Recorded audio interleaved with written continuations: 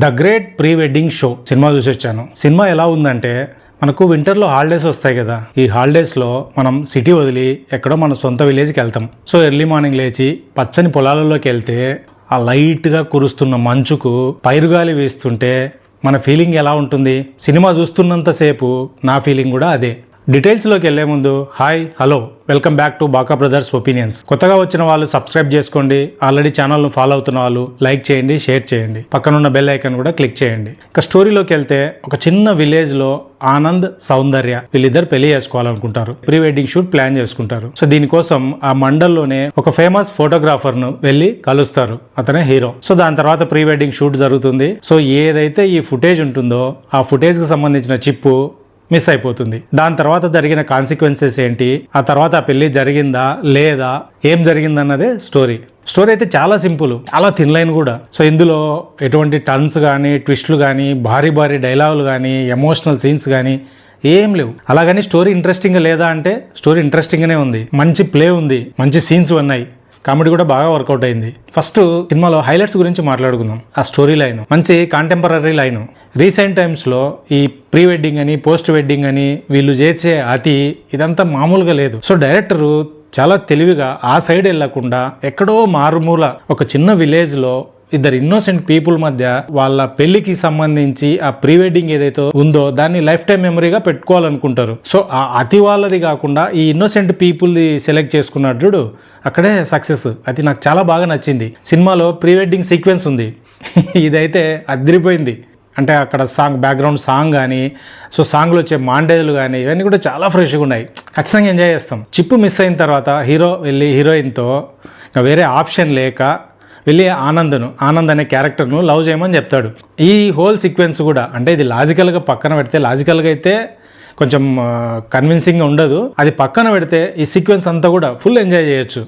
ముఖ్యంగా అమ్మాయి walking shot, దీని మీద ఆనంద్ వేసే కౌంటరు, ఇదంతా చాలా బాగున్నాయి. నెక్స్ట్ హీరో వెళ్ళి ఆ అమ్మాయితో, ఇదంతా మంచి బ్యూటిఫుల్గా వర్కౌట్ అయింది. అది కూడా తిరువీర్ ట్రాన్స్ఫర్మేషన్ ఉంటుంది. అంటే క్యారెక్టరు పెళ్ళి ఆపాలనుకున్నప్పుడు ఆగదు, వీళ్ళు వద్దనుకున్నప్పుడు ఆగిపోతుంది. సో ఈ రెండింటి మధ్య క్యారెక్టర్ స్ట్రగుల్ ఉంటుంది. చెప్పే డైలాగ్స్ కూడా బాగున్నాయి. హీరో, హీరోయిన్, ఆనంద్, సౌందర్య వీళ్ళు వాళ్ళ పేరెంట్స్ను ఒప్పించడానికి ఆ డీల్ చేసిన విధానం కావచ్చు, ఆ ప్లే కావచ్చు, అది కొంచెం బాగానే అనిపించింది. అంటే కొన్ని 1-2 ఎమోషనల్గా, కొన్ని ఇన్నోసెంట్గా ఉంటాయి, కొన్ని ఫన్ తెప్పిస్తాయి.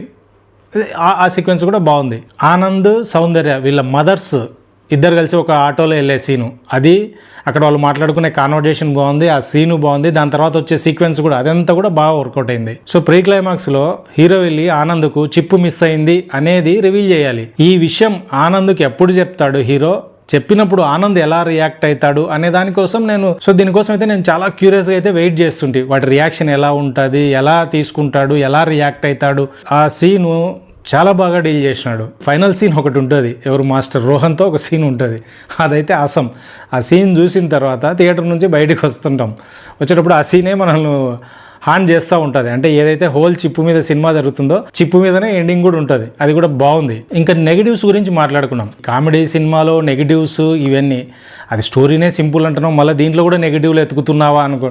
అది నెగిటివ్ అంటే నెగిటివ్ కాదు నా ఉద్దేశం, బట్ కొన్ని పోర్షన్స్లలో ఇంకో కొంచెం ప్రాపర్గా వర్క్ చేసింటే సినిమా ఇంకో కొంచెం ఎఫెక్టివ్గా ఉండేది అనేది నా ఫీలింగ్. అదేంటంటే ఫస్ట్ ఈ స్టోరీ మొత్తం ఒక చిన్న విలేజ్లో జరుగుతుంటుంది. సో ఆ విలేజే ప్రాపర్గా ఎస్టాబ్లిష్ అయితే చేయలేదు. సో ఆ విలేజ్ ఎలా ఉంటుంది, అక్కడ పీపుల్ ఎలా ఉంటారు, ఆ సిచ్యువేషన్ ఏంటి, ఆ జియోగ్రఫీ ఏంటి, ఇదంతా ఇంకొంచెం ప్రాపర్గా ఎస్టాబ్లిష్ చేసింటే ఇంకొంచెం మనం బాగా ఆ క్యారెక్టర్లతో కనెక్ట్ అయ్యే వాళ్ళం. హీరో, హీరోయిన్లు వీళ్ళని ఎంతసేపు ఉన్నా ప్రొఫెషనల్గానే ఎస్టాబ్లిష్ చేస్తుంటారు, కానీ వాళ్ళ పర్సనల్ లైఫ్ ఏంటి, వాళ్ళకి మదర్ ఉన్నాడా, ఫాదర్ ఉన్నాడా, అమ్మాయికి మదర్ ఉందా, ఫాదర్ ఉందా, ఉంటే ఎలా ఉన్నారు, వాళ్ళు ఎక్కడెక్కడ ఉంది, వాళ్ళు ఈ ఊరోళ్ళ పక్క ఊరోళ్ళ, ఇవన్నీ ఏం ఎస్టాబ్లిష్ చేయరు.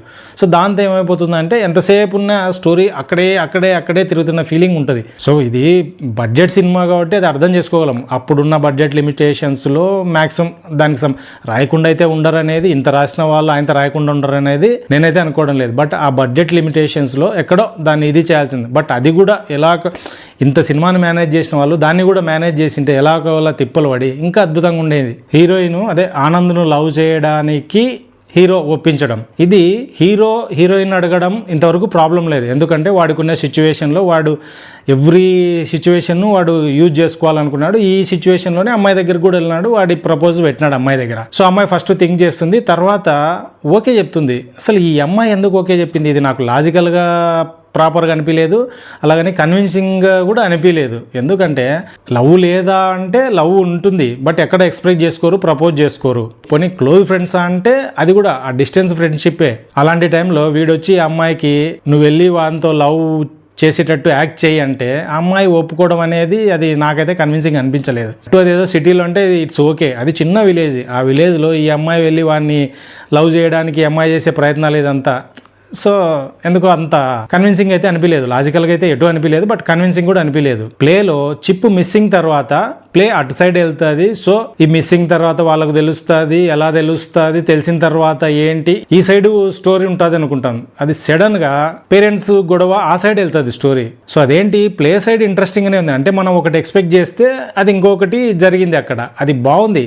ప్లేలో నుంచి ఆ ప్లేలోకి షిఫ్ట్ అయ్యేసరికి అలా సడన్ గా ఎక్కడో డిస్కనెక్ట్ అయిపోయినా నేనైతే పర్సనల్ గా. కొంచెం టైం తర్వాత మళ్ళీ దీంట్లోకి ఎంటర్ అయ్యి అక్కడ నుంచి మళ్ళీ స్టోరీలోకి వచ్చేసిన. ఈ మధ్యలో ఎందుకు డిస్కనెక్ట్ అయినా అంటే అది రీజను. సో మనం ఇలా ఎక్స్పెక్ట్ చేస్తాం కాబట్టి ప్లే ఇలా ఉండకూడదు అని ఇంకా డిఫరెంట్ యాంగిల్లో ప్లేను చేసినట్టు ఉన్నారు. అది బాగాలేదంటే బాగుంది, బట్ ఎక్కడో నాకైతే చిన్న డిస్కనెక్ట్ ఫీలింగ్ అయితే కలిగింది. హీరో దగ్గర మాస్టర్ రోహన్, అదే 90s కిడ్స్లో చేసిన అబ్బాయి, ఆడు వర్క్ చేస్తుంటాడు. వై రోహన్ అంటే వేరే ఆల్టర్నేటివ్ లేదా, ఎందుకు ఇతన్నే అనేది ప్రాపర్ రీజన్ అయితే చెప్పలేదు. సో ఇక్కడికి కూడా వదిలేద్దాం. నెక్స్ట్ ఈ రోహన్ అనే వాడి వల్లే చిప్పు దొబ్బేస్తుంది, ఫుటేజ్ దొబ్బేస్తుంది. దాని తర్వాత వీడు చాలాసార్లు హీరోని ఇరిటేట్ చేస్తుంటాడు, అయినా కూడా హీరో ఏమన్నాడు, వాడి మీద ఎలాంటి రియాక్షన్ ఉండదు. ఎందుకు?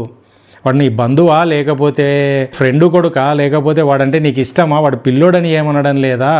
అట్లంటే పిల్లోడు అనేవాడిని అసలు పెట్టుకోకూడదు ఫస్ట్ ఆఫ్ ఆల్. అది వదిలేద్దాం, ఎందుకు, వై? సో దానికి కూడా ఒక స్ట్రాంగ్ ఎమోషనల్గానో కామెడీ వేలోనో ఏదో ఒకటి ఒక రీజన్ ఇచ్చింటే ఇంకొంచెం బాగుండేది, మోర్ కనెక్టెడ్ కూడా ఉండేది. ఇంక ఇప్పుడు ఆర్టిస్టుల విషయానికి వస్తే తిరువీరు మనవాడు బేసికల్గా చాలా మంచి artist. Correct cinema, correct character దొరకలేదు, చాలా బాగా యాక్ట్ చేసినాడు. సో ఆ క్యారెక్టర్ను ఓన్ చేసుకున్నాడు. ఒక స్టూడియో పెట్టుకున్న కుర్రాడు ఎలా బిహేవ్ చేస్తాడో యాస్టీజ్ అలా అన్నాడు. ఎక్కడే కానీ యాక్ట్ చేస్తున్న ఫీలింగ్ అయితే రాలేదు. టీనా శ్రావ్య హీరోయిన్, కమిటీ కుర్రాల్లో యాక్ట్ చేసింది అనుకుంటా. ఈ అమ్మాయి కూడా చాలా బ్యూటిఫుల్ గా ఉంది. అంటే విలేజ్ గర్ల్ ఎలా ఉండాలో ఒక గ్రామ పంచాయతీలో పనిచేసే అమ్మాయి అలాగనే యాస్టీజ్ ఉంది. మంచి ఎక్స్ప్రెసివ్ ఉంది అమ్మాయి. ఆనంద్ క్యారెక్టర్ వేసిన నరేంద్ర. సో ఇతనైతే ప్రాపర్గా క్యారెక్టర్కి అయితే సెట్ అయినాడు. ఈ క్యారెక్టర్ ఒక లైన్ మీద నడుస్తూ ఉంటుంది. కొంచెం ఎక్కువైతే మనకు అతి అనిపిస్తుంది, తక్కువైంది అనుకో అండర్ ప్లే కిందికి వస్తుంది, మనకు పెద్ద ఎక్కదు. బట్ ఆ కరెక్ట్ ఎడ్జ్ మీద చాలా బాగా చేసినాడు. చాలా డిగ్నిఫైడ్గా, అంటే ఒక మన రూరల్లో లీడర్ల కింద వర్క్ చేసే వాళ్ళు ఆ బిల్డప్ ఎలా ఉంటుంది, వాళ్ళు ఎలా మెయింటైన్ చేస్తారు, వాళ్ళ బాడీ లాంగ్వేజ్ ఎలా ఉంటుంది, ఇదంతా కూడా చాలా ప్రాపర్గా చేసినాడు.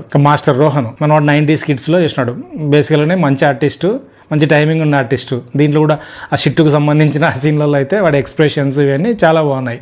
ఈ రోహన్ స్క్రిప్టులో ఇంకా కొంచెం 1-2 చోట్ల ఏమన్నా టర్న్లకు ట్విస్ట్లకు యూజ్ చేసుకుంటారేమో అనుకున్నా కానీ యూజ్ చేసుకోలేదు. బట్ ఉన్నంత కూడా ఫైన్. నెక్స్ట్ టెక్నీషియన్ల విషయానికి వస్తే సినిమాటోగ్రఫీ, విజువల్స్ బాగానే ఉన్నాయి. విలేజ్లో అంటే ఆ బడ్జెట్ లిమిటేషన్స్లో మ్యాక్సిమం కాంపాక్ట్లోనే చేసినట్టుంది, అది తెలిసిపోతుంది. మెయిన్గా మ్యూజిక్ డైరెక్టర్ సురేష్ బొబ్బిలి గారు. సినిమా చూస్తున్నంతసేపు కూడా రికార్డింగ్ కావచ్చు, బ్యాక్గ్రౌండ్లో వచ్చే 1-2 సాంగ్స్ కావచ్చు, ఇవి అంత బ్యూటిఫుల్గా ఉంటుందంటే అంత బ్యూటిఫుల్గా ఉంది. డైరెక్టర్ రాహుల్ శ్రీనివాస్, ఈ అబ్బాయి గురించి అయితే మాట్లాడుకోవాలి. ఐడియానే మంచి ఐడియా, కాంటెంపరీ ఐడియాను పట్టుకొని దాన్ని అంటే వల్గర్గా ఇంకో యాంగిల్లో తీయకుండా ఇలా సెన్సిబుల్గా డీల్ చేసినావు చూడు, ఇది చాలా సూపర్.